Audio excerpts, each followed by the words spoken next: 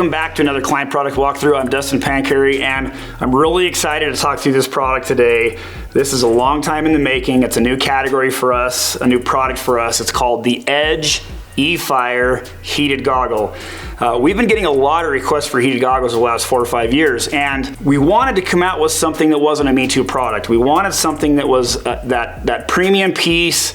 It had all the features and benefits people could use. It had the latest technology and the electronics, but it was simple to use and it was very reliable and very durable. So we've spent the last 5-6 years refining some ideas and some developments to get what we now call, again, this Edge eFire goggle here. So you'll recognize the name Edge. We've already had an Edge goggler. If you're familiar with that, you know the features and benefits: very wide field of vision, easy change lens, magnetic lens, those types of things. So we started with that as a base, and then we started adding the electrical components and the heating components to get the performance that we want. So the big thing for us was even heat, even consistent heat all the way across the lens. Through testing and playing with things out there, we noticed that there's really not a lot of consistency there, and we saw an opportunity to make that heat more consistent and more even because it performs better. It eliminates the fog better. It makes that field of vision clearer. So that was a really big thing for us. And then the second thing was that durability factor, the type of wire that we use, the components, the batteries, how they mount, just the cleanliness of all of the construction of the goggle itself, because we don't want it to be cumbersome. We want it to be easy to use and not be intrusive when you're using it. All right, there's a little bit to cover here, so grab your favorite drink. It'll take a couple of minutes, but I really want to help you understand all of the components of these goggles and why we have them and how they work. So the first thing you'll notice is we've got this heating element all the way around the outside of this lens. We put a lot of time and energy into developing this heating element system that would heat consistently all the way across, like I mentioned before. Now the lens is still removed just like our standard Edge goggle. You just slide the slider up on the side, push out, and the lens removes. You'll notice that on the side there are 2 pins. These are the contacts that allow the heating elements to connect to the control center / battery box here, okay? So other than that, it's a pretty similar Edge. It's the same shape to an Edge lens, but it has, again, that heating element, and then it has those 2 pins on the side. Now once you remove the lens inside, there'll be a couple of things that you notice that are different as well. There is a sensor and an LED light on the right-hand side of the lens that the user can see when they're wearing the goggles. The LED light indicates the mode. Then I'll talk about the modes in a minute. But then the second sensor below is actually a light sensor. So if you're changing from light, very sunny day to dark outside, it's going to sense those light conditions and it's going to dim the LED light up in the corner so it's not too bright, say in nighttime conditions. So that's how that light sensor is going to work. There's a third sensor that you aren't able to see very easy on the inside, very small sensor, and that senses moisture. And there's a mode that will automatically turn the heat on and off as it senses that moisture, and we'll talk about those modes again here in just a second. Now as we turn the lens around, or the frame around, you'll see that we have a wire coming out through the foam that connects from the sensors and the pin locations over to the control center / battery box. Now this isn't just a battery box. There's actually a brain inside that's got firmware and controls the LED indicator lights and the modes. So the goggle itself isn't functional even with just battery power. It needs the brain box. One of the cool features about this is this brain box can be located remotely through an accessory cable. We call it the two-way Y cable here. But you could locate this battery, you could remove it, or I should say the battery brain box, remove it off of the strap, put it in a pocket in a jacket, or you could even use the Y cable to hook it up to an accessory, any kind of a jump box or power box to give yourself more battery life. Really, you could plug it into a power source and use it 24/7 and never have to charge the battery if you really wanted to. So you have a lot of options as far as the power sources for this goggle. But the simplest and easiest way, take it out of the box when it's new, charge the battery via a USB-C port here. So the control center, I'll just unplug this real quick. That's a standard USB-C plug that the goggle plugs into the battery box / control center, but that's also how you'll plug it, is with a standard USB-C plug. Every phone uses them pretty much now, so everybody has them. Another accessory we'll talk about in a minute is this remote control, so that if you do decide to put this in your pocket, you can mount this to a set of handlebars on your sled, put it in your pocket, any place you want to, and still control the goggles. We'll talk about the function of this here in just a minute. So that covers the components of the goggle that are different from a standard Edge goggle. One of the things that I've noticed through playing with this goggle and using it is the battery lasts a long time. And through our testing over the last 4 or 5 years, we've played with different power levels. Turning the heat really warm runs the battery down faster, versus in the firmware, turning the heat down gets the battery power to last longer. We feel like we've come to a setting that allows the battery to last as long as possible, but yet still get the best performance of anti-fog and heating available. Let's talk through the modes, because those modes kind of also dictate the battery length and the way the heating works on the lens itself. So to get into the modes, first we need to understand how to power up the unit. So you'll notice here at the top there is a power / mode button. You'll press that for 5 seconds, and then the indicator light at the top will turn on. There's really 2 main modes. Blue mode is what we call auto mode.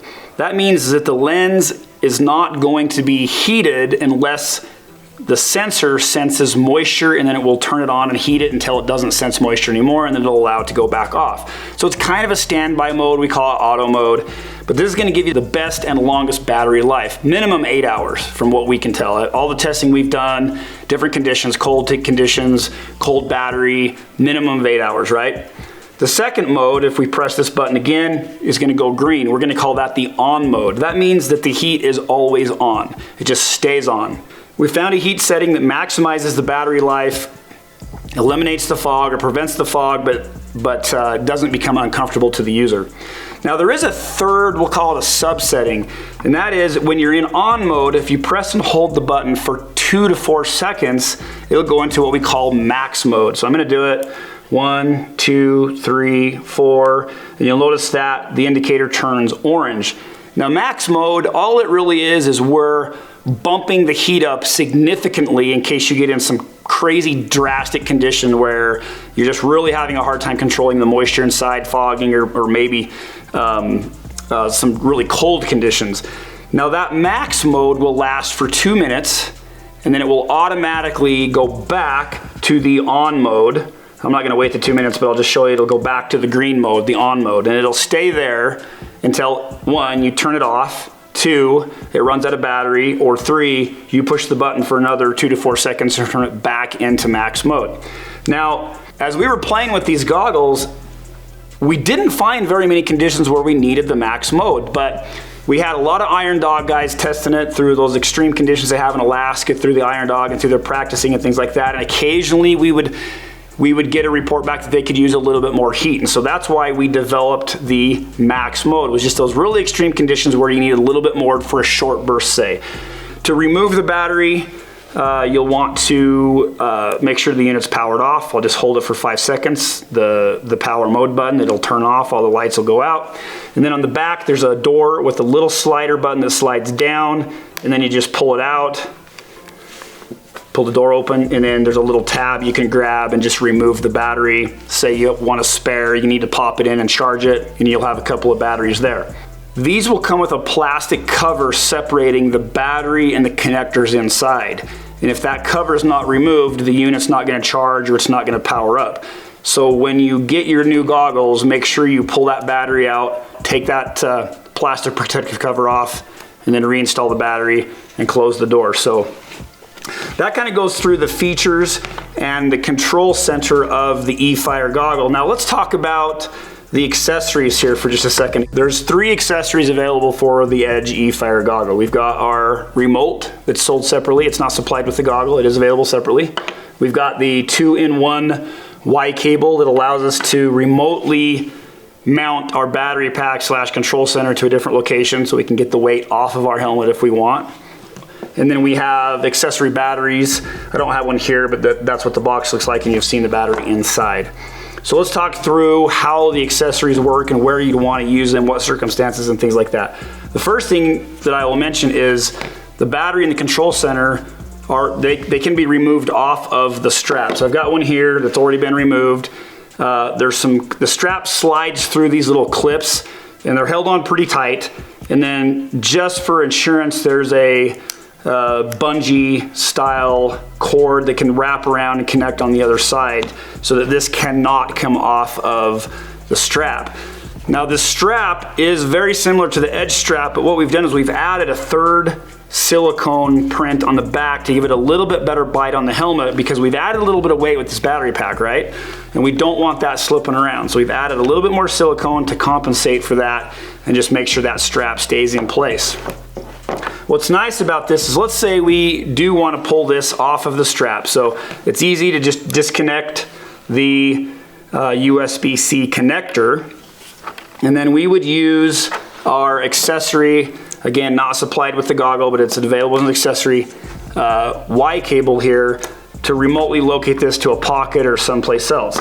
So we would connect the female end to the male side of the USB cable coming out of the goggle frame, and then the other side has two different USB-C connectors, one with the yellow silicone seal.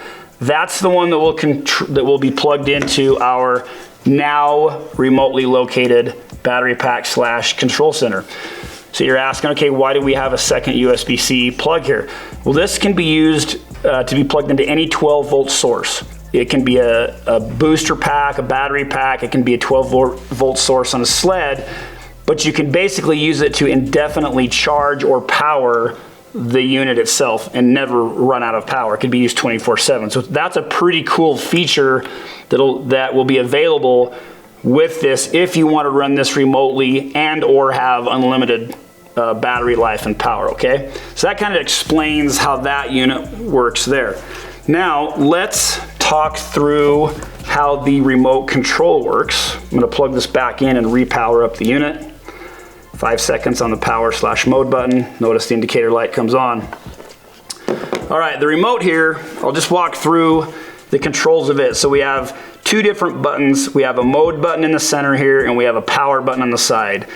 We have indicator lights on each side.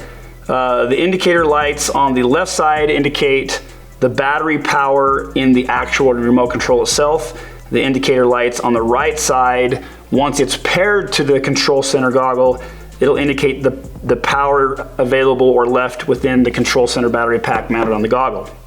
So let's go ahead and turn it on. We'll hold down for 5 seconds.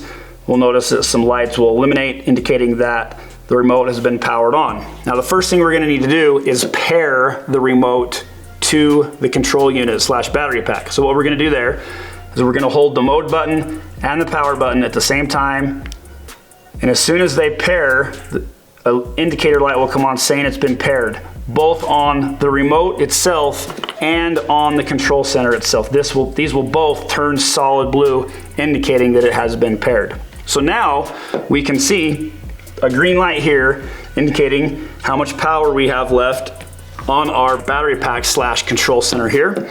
Green will indicate full, yellow will indicate medium battery amount left, and then the red will indicate low battery power available. So the cool thing about this is I can mount this on the dash of my snowmobile. I can put it on the handlebars. It's got a standard GoPro mount here that can be used, but I can click on this and go from on to auto, and then if I'm in the on mode, I can hold it for 2 to 4 seconds, and I can turn that max mode on, which will stay on for 2 minutes as we indicated before, and then it'll revert back to the green, just always on mode again. So this is a pretty neat little feature that'll make it so that if you want to mount this someplace in a pocket and really never have to mess with it, have constant power, you can control everything from the remote control here.